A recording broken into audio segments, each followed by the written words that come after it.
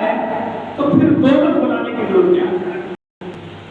اصل میں رکھیے گا، اگر اللہ بندے سے 70 ناؤ سے زیادہ محبت کرتا ہے تو پھر دولت کو بنانے کی ضرورت کیا ہے؟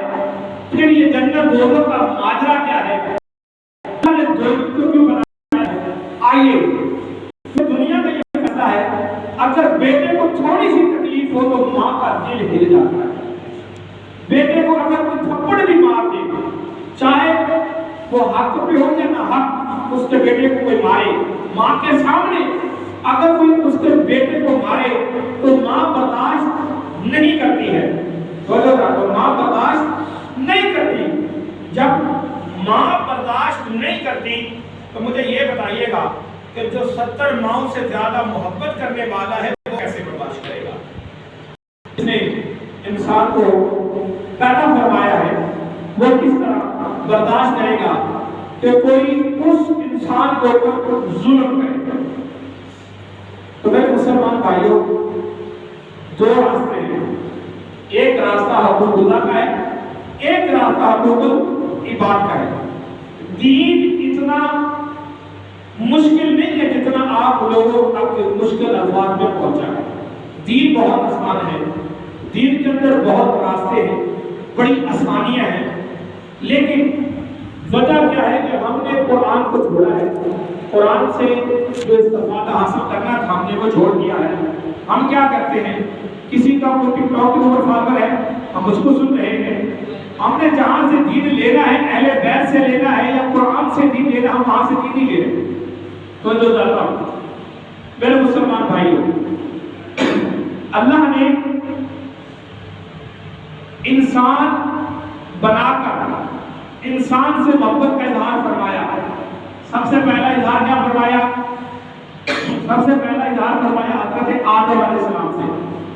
اب آپ کے ذہن میں سوال ہوگا کہ اگر اللہ آدم سے محبت کرتا تو آدم کو جنت سے کیوں نکالتا؟ تو پہلا سوال. دوسرا سوال، قرآن مجید کے سورۃ البقرہ اللہ نے قرآن مجید کو قصوں سے سجایا ہے. افسر مدعو ہے قصے ہیں قرآن کے اندر. کبھی حضرت ابراہیم خلیل اللہ کا قصہ شروع ہو جاتا ہے، کبھی حضرت آدم علیہ السلام کا قصہ شروع ہوتا ہے، کبھی حضرت نوح کا قصہ شروع ہوتا ہے، کبھی حضرت شیش کا شروع ہوتا ہے، کبھی حضرت یحییٰ کا شروع ہوتا ہے، کبھی حضرت یوسف کا شروع ہوتا ہے. یعنی کہ پورا قرآن اللہ نے قصوں سے بھر دیا ہے. اب عقل والا بندہ سوال کرے کہ اللہ نے قرآن کو قصے کہانیوں سے کیوں بھر دیا؟ کیوں قرآن میں یہ قصے ہیں، یہ واقعات ہیں؟ تو میرے مسلمان بھائیوں بس تھوڑی سی توجہ چاہتا ہوں. اللہ نے جب آدم کو تخلیق فرمایا تو آخر وہ کون سی چیز تھی جس میں آدم اور فرشتوں کے درمیان فرق ظاہر ہوا؟ وہ کون سی تفریق تھی؟ لقد خلقنا الانسان فی احسن تقویم، کہ میں نے انسان کو بہت خوبصورت بنایا ہے. یہ الگ بات ہے کہ ہم نے معاشرے میں فرقہ واریت کو جنم دیا ہے. ہر بندے نے اپنا اپنے قوم کا اپنے راستہ بنایا ہوا ہے. وہ لمبی بحث اس طرح میں نہیں جانا چاہتا. میں محبت اور امن کے درس کی طرف جانا چاہتا ہوں. ذرا آپ نوجوان بیٹھے ہیں. اللہ نے آدم کے اندر ایسا کیا رکھا کہ فرشتوں کو فرمایا اس کے آگے سجدہ کرو. فرشتوں نے ایسا آدم کے اندر کیا دیکھا جس کی وجہ سے فرشتوں نے آدم کو سجدہ کیا؟ شیطان کا آپ نے سنا ہوا جس کا نام عزازیل تھا. یہ الجنی قبیلے کا سردار تھا اور پھر یہ اتنی عبادت اس نے کی کہ یہ ملائکہ کا سردار ٹھہرا. اللہ کی عبادت کا بڑا مقرب ہو گیا. تو بات یہ سمجھ آ رہی ہے کہ عبادت زیادہ کی جائے تو وہ بھی مغروری کے اندر لے جاتی ہے.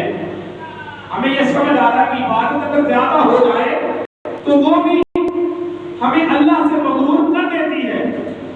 عبادت کے ساتھ ساتھ ہمیں کرنا کیا چاہیے جس سے ہم اللہ کی بارگاہ کے اندر مقرب بھی رہیں اور ہمارے سجدے جو اللہ کی بارگاہ کے اندر ہو رہے ہیں وہ باعث قبول بھی ہو. تو اللہ نے آدم کے بت کے نوجوان سے میری بات سنیے گا. اللہ نے آدم کے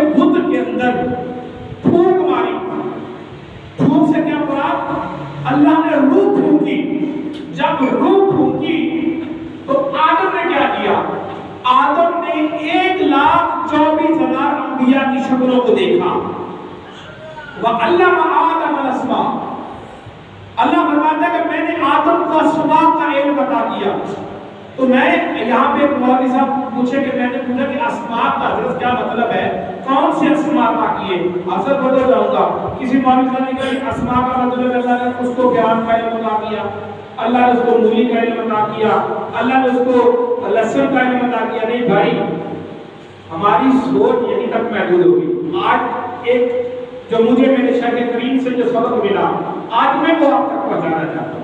وہ علم آدم الاسماء، وہ کون سے اسماء گرامی تھے؟ آپ سب بدل رکھے گا، وہ کون سے اسماء گرامی تھے جو فرشتے تو نہیں جانتے تھے لیکن آدم جانتا تھا. اللہ نے فرمایا اے فرشتوں اس کو سجدہ کرو. فرشتوں نے کہا یا رب العالمین ہم کیوں سجدہ کریں؟ اللہ نے فرمایا جو یہ جانتا ہے تم نہیں جانتے، جو یہ جانتا ہے وہ تم نہیں جانتے. آپ آواز کو رکھنا، بہت بڑی بات کرنے جا رہا ہوں. کچھ آپ نے پہلے دفعہ یہ باتیں سنی ہوگی. قرآن کے ساتھ اپنا تعلق بنائیے. وَعَلَّمَ آدَمَ الْأَسْمَاءَ. اللہ نے آدم کو اسماء کا علم عطا کیا. اسماء اسم سے اللہ نے کون سے اسم آدم کو سکھائے؟ کیا جنت کے اسم سکھائے؟ نہیں. پھر اللہ نے کون سا آدم کو چیز سکھائی؟ اب تو رکھیے گا. اللہ نے آدم کو، یہ غور سے سنیے گا، اللہ نے آدم کو آدم کی اولاد میں سے جو نبی تھے اس کے سامنے کر دیے. اب آدم نے جب نبیوں کو دیکھا، اپنی اولاد کو دیکھا، تو چند چہرے ایسے تھے جس کو دیکھ کر آدم خوش ہوا. چند چہرے ایسے تھے جس کو دیکھ کر آدم خوش ہوا. وہ کون سے چہرے تھے؟ اس میں حضرت یوسف علیہ السلام کا چہرہ، حضرت نوح علیہ السلام کا چہرہ، حضرت داؤد علیہ السلام کا چہرہ. 313 چہرے ایسے تھے جو بڑے حسین و جمیل. آدم نے اللہ سے عرض کی یا رب العالمین یہ کون ہے؟ مجھے ان کے نام بتایا جائے.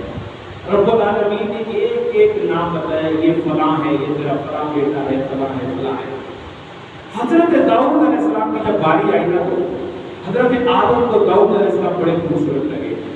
ایک اور بات بڑے خوبصورت لگے. اللہ نے داؤد کی زبان کے اندر ایسا رس رکھا تھا کہ داؤد جب تلاوت کرتے تھے تو پتھر بھی پگھل جاتے تھے. اڑتے ہوئے پرندے بیٹھ جاتے تھے داؤد کی تلاوت سننے کے لیے. اب آدم علیہ السلام کو داؤد بڑے پسند آئے. آدم علیہ السلام نے عرض کی یا رب العالمین میری عمر کا آدھا حصہ اس نبی کو عطا کیا جائے. ایک بات، حضرت آدم علیہ السلام کے بعد اگر کسی نبی نے طویل عمر پائی ہے تو حضرت داؤد علیہ السلام ہے. حضرت داؤد علیہ السلام نے زیادہ طویل عمر پائی ہے.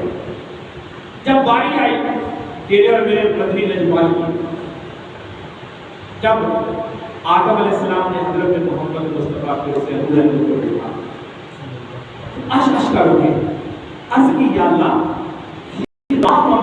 یہ اتنا حسین کون ہے، یہ اتنا خوبصورت کون ہے.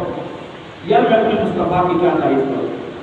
میرے مصطفیٰ کی تعریف اگر میں کروں تو قرآن کا سہارا لے کے کروں، کیونکہ نہ کسی شاعر کے قلم میں اتنی جسارت ہے کہ مصطفیٰ کی تعریف کر سکے. مصطفیٰ کی تعریف اگر ہاتھ ادا کیا ہے تو رب العالمین نے خود قرآن کے اندر ادا کیا ہے.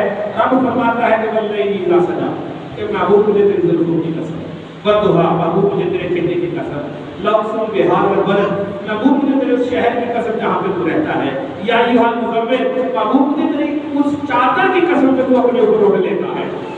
یار یہاں پہ ایک بات ذہن میں رکھیے، ہم قسم کھاتے ہیں اللہ کی، ہم جانتے ہیں کہ اللہ سے بڑی کوئی ذات نہیں ہے، لیکن یہاں پہ مقام مصطفیٰ میں یہ عرض کروں کہ اللہ قسم کھاتا ہے ہمارے محبوب، تو ذہن کے اندر اندازہ کیجیے کہ محبوب کی شان کیا ہوگی.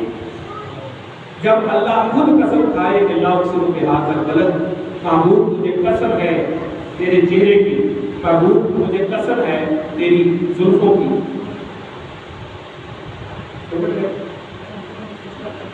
آخری بات کر کے میں جان لیتا ہوں کہ وقت ہو چکا ہے. میرے مسلمان بھائیوں، اللہ نے انسان کو بہت خوبصورت بنایا اور تمام انبیاء کو خوبصورت بنایا. بس ایک چیز یاد رکھیے گا، جس نے کسی انسان کو ظلم کیا اس نے پوری انسانیت کو ظلم کیا. جس نے ایک انسان کو حق قتل کیا اس نے پوری انسانیت کا قتل کیا. تو نماز اللہ کی عبادت ہے، لیکن اس کے ساتھ ساتھ حقوق اللہ کا خیال رکھیں. آپ جمعہ ادا کر کے جمعے کا آنے کا مقصد یہی ہوتا ہے کہ آپ کو قرآن سے وابستہ کیا جائے اور قرآن کے دامن کے ساتھ آپ کو لگایا جائے تاکہ آپ قرآن سے کچھ نہ کچھ حاصل کر سکیں. اور آخر کے اندر ایک حدیث پاک سمجھ کر میں چھوڑ رہا ہوں. میرے قریب نبی نے فرمایا دین بہت آسان ہے. جب دو مسلمان بھائی آپس میں لڑے ہوئے ملتے ہیں، دو مسلمان بھائی آپس میں لڑے ہوئے ملتے ہیں، ایک دوسرے کے ساتھ جب بھی ڈالتے ہیں، ابھی وہ دونوں ایک دوسرے کو چھوڑتے نہیں، اللہ دونوں کے گناہ پہلے معاف کروا دیتا ہے. یہ بڑا آسان دین ہے یار. آقا علیہ السلام کی سیرت کو پڑھو نوجوانوں، آقا علیہ السلام کی سیرت کو پڑھو. پوری زندگی آپ نے کیا کیا؟ اللہ تبارک و تعالیٰ آپ کا حامی ناصر ہو. اللہ پاک آپ کا آنا قبول فرمائے. اللہ پاک آپ اس بابرکت جمعہ کی نماز کو اللہ پاک اپنی بارگاہ میں قبول فرمائے. واقعی اللہ محمد